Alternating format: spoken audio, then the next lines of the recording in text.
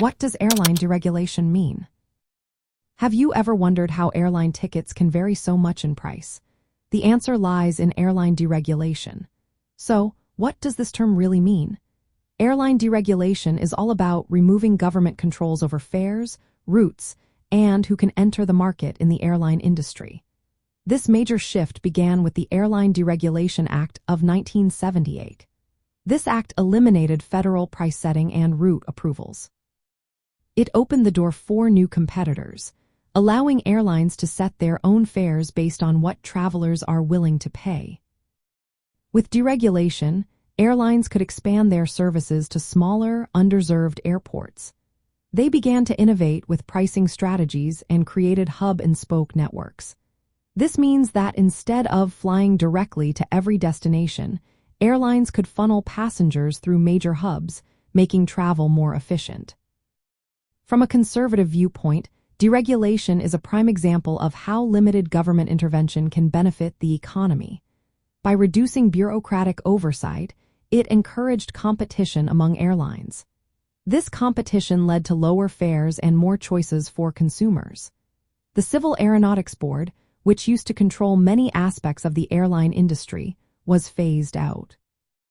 However, safety oversight remained with the Federal Aviation Administration, ensuring that safety standards were still met. One of the most notable outcomes of deregulation was the rise of low-cost carriers. These airlines made air travel accessible to more people.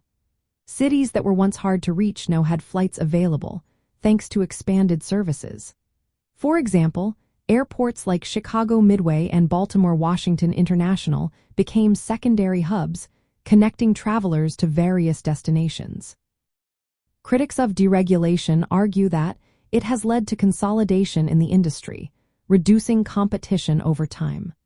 However, supporters believe that market forces are more effective than regulators in driving efficiency and improving service quality.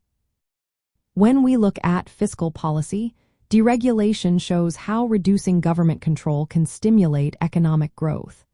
It aligns with conservative values by trusting private businesses rather than government mandates. This approach encourages innovation and prioritizes consumer benefits through competition. Deregulation also centralized aviation policy under federal safety standards, avoiding a confusing mix of local regulations. This has practical implications for air travel today, including dynamic pricing models and increased cargo efficiency. In summary, airline deregulation is a clear example of how freeing markets from excessive oversight can lead to economic growth. It demonstrates that when airlines operate in a competitive environment, they can provide better services at lower prices, benefiting consumers and the economy as a whole.